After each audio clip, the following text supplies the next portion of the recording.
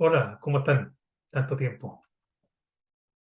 Esta es mi novela Alonso, Invisibilización y estigma de la salud mental. Esta es mi primera novela y espero que sean varias más. Ya hay algunas en proyectos.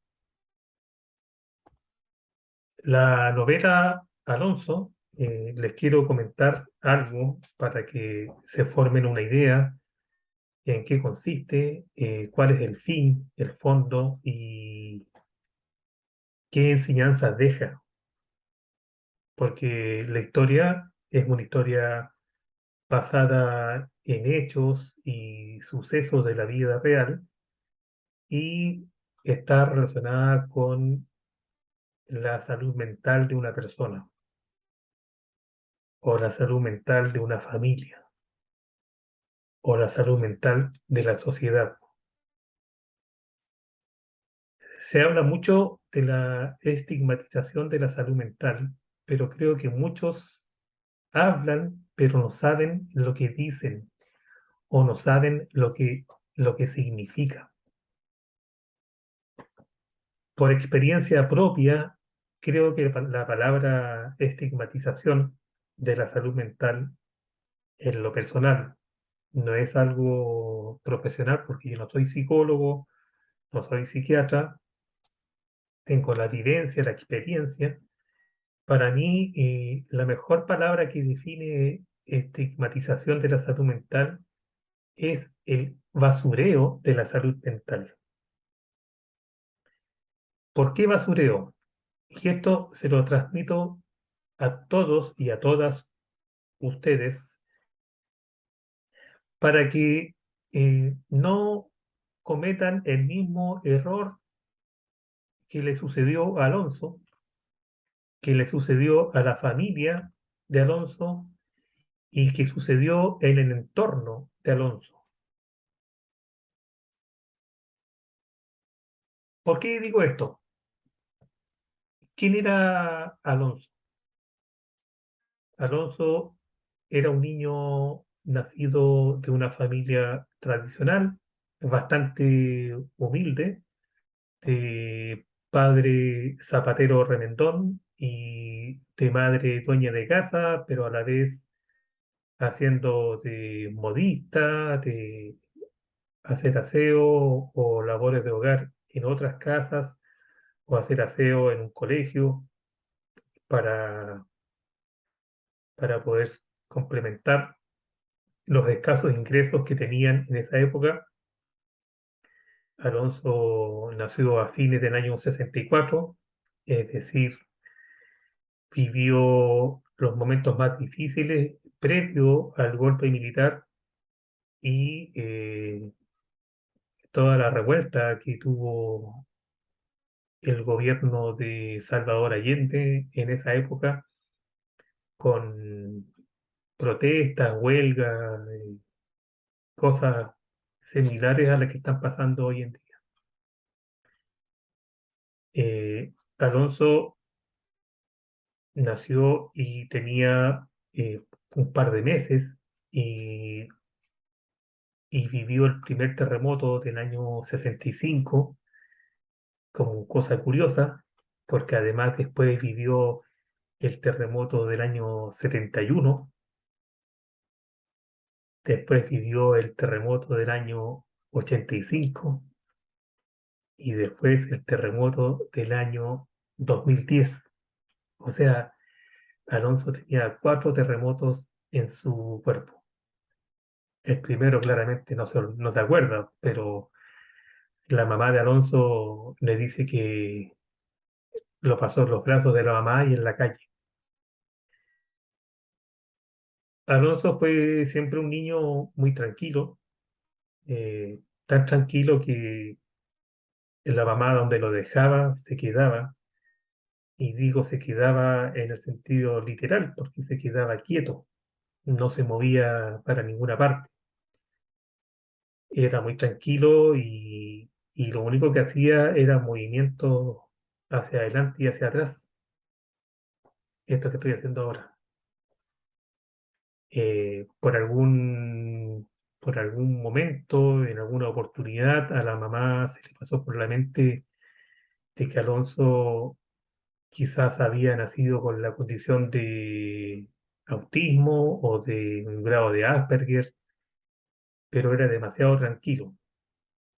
La mamá de Alonso, de cierta forma, tiene un grado de, o tiene un sentimiento de culpa que no tiene nada que ver, porque el mismo hecho de que Alonso haya sido muy tranquilo le permitía a ella hacer un montón de cosas porque Alonso la dejaba hacer. Eh, Esto lo cuento porque la primera infancia de un niño es tremendamente importante. Y en este caso, en la primera infancia de Alonso, y con esta situación que les conté recién de la vivencia de quedarse solo por más tiempo del debido, en muchas oportunidades, según le cuenta la madre, los niños en su inconsciente tienen la sensación de abandono. Es curioso, pero tienen la sensación de abandono, como que la mamá lo abandonó. Entonces, eso después queda grabado en su inconsciente y la primera infancia de un niño que va desde los 0 hasta los 8 años es tan importante porque de cierta forma los primeros 8 años de vida dicen el tipo de adulto que será. El niño que tiene una muy buena infancia es muy probable que tenga una vida muy tranquila, una vida exitosa, una vida sin mayores contratiempos. Si forma una familia y tiene una pareja también con una muy buena primera infancia, lo más probable es que sean una familia feliz, respetuosa, y tanto como sucede así con una muy buena primera infancia, ocurre lo contrario cuando tiene no quizás una muy mala infancia. Bueno, son casos extremos, son casos terribles, pero también cuando son malas infancias, cuando hay ciertas carencias y ciertas situaciones como esta que les cuento. Eh, También al revés, cuando uno ve a una persona mayor me refiero de más de 30 años, que, que tiene conductas o comportamientos erráticos o que tiene reacciones no adecuadas a la situación que está viviendo, no reacciona de la mejor manera y su conducta o su comportamiento hace que tenga una serie de problemas en el camino y se le hace más difícil su vida de adulto, le cuesta un poco más.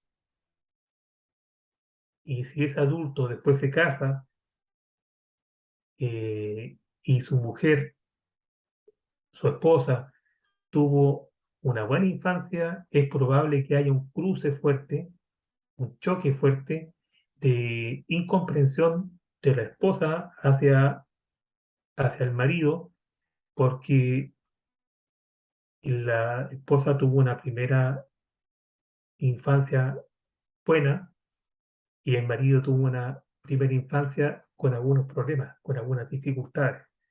Por ende, hay un cruce ahí importante que quizás las autoridades de salud no entiendo por qué todavía no han tomado cartas sobre el asunto, porque entre las ideas que he propuesto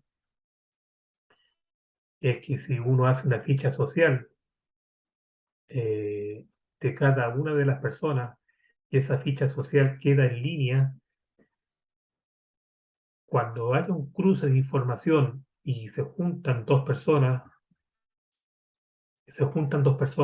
casan, conviven, son pareja, eh, podrían haber alertas verdes, alertas amarillas y alertas rojas, cuando, por ejemplo, se juntan dos personas, dos adultos con una primera infancia difícil.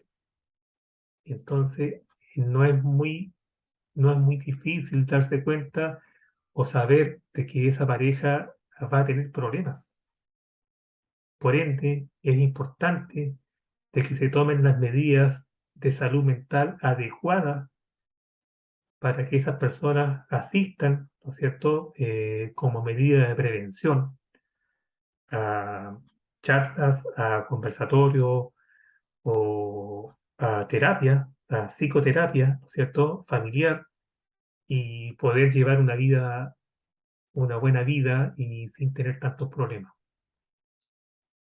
Estos temas yo los he conversado con el CERNAM, o hoy día se llama CERNAMEC, Servicio Nacional de la Mujer y Equidad de Género, pero parece que no lo han tomado mucho en cuenta o no lo consideran. Yo creo que de esa forma realmente sí se ocuparían de los femicidios que los llevan contados con los dedos de con los dedos de la mano, o no sé, de varias manos, porque me parece que hasta ahora van como 55 femicidios y más de 60 intentos de femicidio. En contraste con eso, en contraste con lo señalado, hay una situación que nadie la conversa, que nadie la habla, que está invisibilizada, que está demonizada por la iglesia eh, y tapada por la prensa. La prensa o los medios de comunicación no muestran los suicidios, los suicidios. Bueno, ahora estamos a mediados de agosto del año 2022. El año 2021 se suicidaron casi 2.000 personas, voy a redondear cifras, casi 2.000 personas, y de las 2.000 personas, 1.400 personas eran hombres y 600 eran mujeres. Las mujeres tienen más intentos de suicidio, que si bien es cierto, tampoco es algo positivo, pero también hay mucho de manipulación y también, sin desmerecer el intento de suicidio, también es un llamado de auxilio. Los 1.400 hombres nadie los cuenta, nadie dice por qué se suicidan los hombres, nadie lleva una estadística de por qué se suicidan. Yo tengo mi propia teoría y la voy a manifestar y quiero que las autoridades lo sepan. Hay una ley de las compensaciones. El hombre siempre ha sido más fuerte físicamente que la mujer. Por el contrario, la mujer siempre ha estado disminuida físicamente con el hombre. Por ende, en la violencia intrafamiliar, el hombre usa la fuerza y maltrata, golpea, incluso llegando hasta un femicidio. Y la mujer, como una ley de la compensación, desarrolla mucho el aspecto de violencia psicológica silenciosa. La mujer desarrolla la capacidad de torturar a una persona psicológicamente. La mujer es capaz de inducir al suicidio a su pareja, haciéndole prácticamente una tortura psicológica. ¿Por qué lo hace? Normalmente cuando el marido se enferma, cuando el marido pierde el trabajo, cuando el marido cae en desgracia y ya no cumple las funciones que cumplía en su origen como proveedor o como el hombre, porque el hombre siempre fue la persona fuerte de la casa, la persona fuerte del hogar, la figura paterna de los niños, y bueno, eso quedó un poco en el pasado, pero hoy día sigue siendo importante. Y la mujer, la esposa, como no se podía defender con la fuerza, se defiende el aspecto psicológico, se defiende con tortura y con violencia psicológica silenciosa, capaz de inducir al suicidio o de trastornar psiquiátricamente al hombre. Así de grave es. Ahora, de los 1.400 hombres que se suicidaron el año pasado, y como no hay estadísticas, no hay cifras, no hay investigación, porque yo lo he preguntado en servicios de salud, que cuántos hombres se suicidaron y por qué, que si acaso saben de cuántos hombres de los 1.400 se suicidaron por acoso, hostigamiento, humillaciones, infidelidades económicas, maltrato psicológico silencioso, en fin, de la mujer. No saben, no tienen idea. Pero hagamos cuenta así a cifra cerrada de que sea la mitad. O sea, de los 400 hombres, 700 se suicidan por acoso y hostigamiento, humillaciones psicológicas, infidelidades, abandonos de la esposa. 700, 700 personas, 700 hombres, comparado con 55 hoy día. eh, no sé, ojalá no sea así, pero hay que ser realistas, que lleguen a 70 mujeres con femicidio, muertas a través de un femicidio. Es harta la diferencia, ¿no es cierto? ¿Por qué no se preocupan de los hombres? ¿Por qué no se preocupan de la violencia psicológica silenciosa? ¿Cuántas muertes evitaríamos? ¿Cuántos suicidios evitaríamos? ¿Ustedes sabían que se suicidaban tantas personas? Y de las tantas personas, tantos hombres, los hombres generalmente no hacen denuncias, no denuncian acoso u hostigamiento porque piensa que es natural, piensa que es normal. Por eso a la mujer le dicen la bruja, al hombre le dicen mangoneado, cuando el hombre es un sometido a, a la fuerza psicológica que tiene la mujer por sobre el hombre. Independiente de que esto no se trata de quién es más o quién es menos, esto se trata de un tema de salud mental. Es importante que las autoridades pongan ojo en este tema porque también ocurre otro fenómeno que es súper importante. No logro entender por qué cuando un hombre normal, un hombre común y corriente, un hombre conocido como una persona correcta, una persona normal, de un día para otro se trastorna, pierde la razón y asesina a su esposa, a sus hijos y después se suicida, se mata. No puedo entender que la prensa, que los medios, que el Estado, que el gobierno, que las autoridades digan el femicida asesinó a su esposa, asesinó a sus dos hijos y luego se suicidó. Ese hombre no es un femicida. ¿Cómo se le ocurre decirle femicida a una persona que perdió la razón? ¿Y por qué motivo la perdió? Son temas importantes, ¿no es cierto?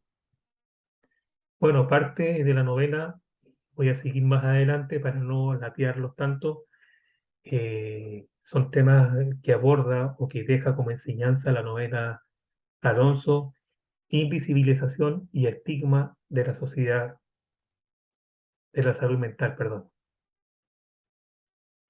Eso, espero les haya gustado un poco, les haya quedado algo de lo que yo les dije y que le den vuelta, ¿no es cierto? Y analicen, porque voy a continuar en un próximo capítulo en especial con la novela Alonso y hechos que le ocurrieron, por qué ocurrieron, qué se pudo haber hecho y qué es lo que no se hizo y cómo terminó. No les voy a contar el final, obviamente. Eso, chao, que estén muy bien.